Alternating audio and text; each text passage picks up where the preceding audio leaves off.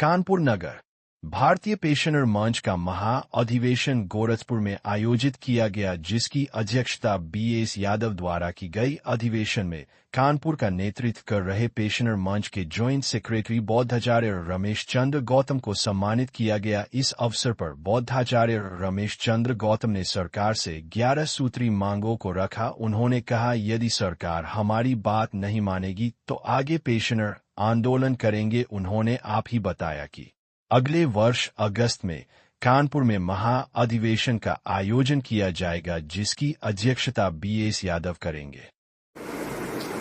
मैं बौद्धाचार्य Ramesh Chandra Gautam, joint secretary भारतीय pensioner मंच,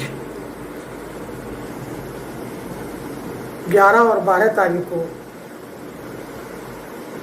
जो गोरखपुर में भारतीय पेंशन मंच का अधिवेशन आयोजन किया गया था, उसमें मुझे सम्मान के साथ बैठाला गया और वहाँ पर इस सम्मेलन में करीबन 17-18 स्टेट से लोग आए थे।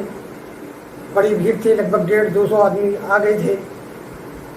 उसमें ये बात चर्चा हुई कि सरकार पेंशनरों के प्रति क्या रवैया आजमा रही है और क्या हम मांग कर रहे हैं।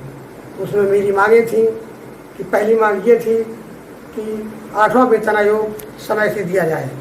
दूसरी मांग ये थी कि रेलवे में जो पेंशनर को आधी छूट दी जाती थी वो बहाल की जाए।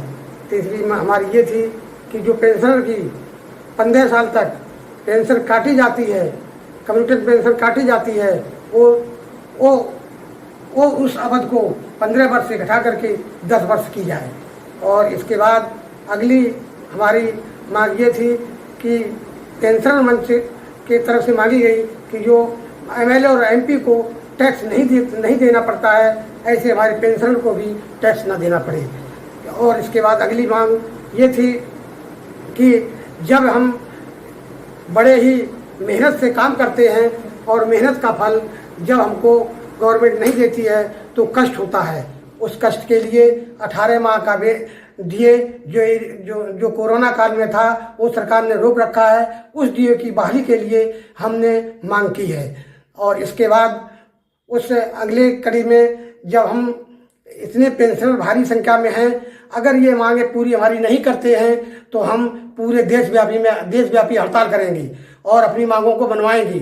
सरकार हम लोगों के साथ बहुत गलत व्यवहार करती है। हमको जो DA मिलता है वो भी हमको नहीं देती है। और अंतिम मांग हमारी ये थी, जो सरकारी कर्मचारियों को बोनस दिया जाता है उस बोनस में हमको भी बोनस दिया जाए, क्योंकि मैंने भी जो है प्रोडक्टिव में अपना हक अधिकार जमाया है और कार्य किया है। तो मैं केवल इतनी मांग करता हूँ, जो सरकारी कर्मचारियों को बोनस 78 दिन का दिया जाता है, उस बोनस के उस कर्मचारी का आधा बोनस दिया जाए हमें। मैंने ये मांग की है, जहाँ पूरे बोनस की मांग नहीं की, आधे बोनस की मांग की है।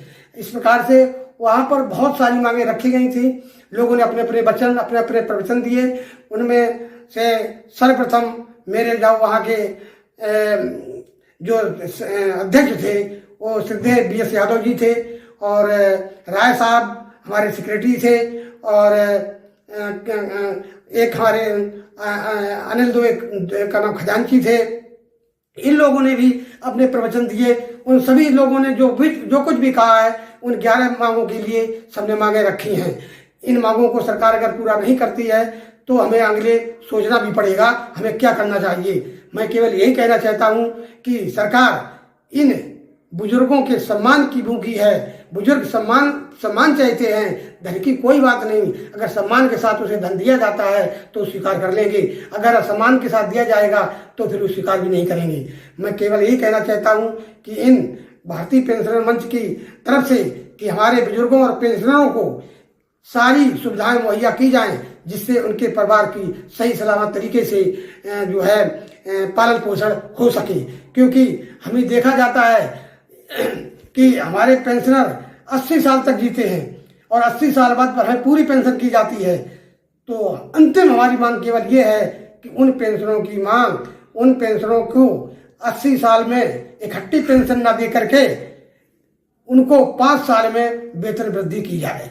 जैसे कोई आदमी 20 साल 20 साल बाद जब वो पेंशन पूरी पाएगा तो इसमें से हमारे करीब 60% लोग तो गुजर जाते हैं, उन्हें पूरी पेंशन नहीं मिल पाती है। इसको देखते हुए भारतीय पेंशन मंच ने यह तय किया है 5 वर्ष में उन्हें 10% और 15% और 20% पूरी पेंशन मिले। 100 साल में पूरी पेंशन हो जाती है। मैं पुनः अपने भारतीय पेंशन मंच से एग्जिट होने की बात कर रहा हूं कि एग्जिट होकर के सारे यूनियन के एग्जिट होकर के अगला अधिवेशन हमने कानपुर में रखा है और कानपुर में बड़ी संख्या में जो हमारा अधिवेशन होगा बड़ी धूमधाम से होगा।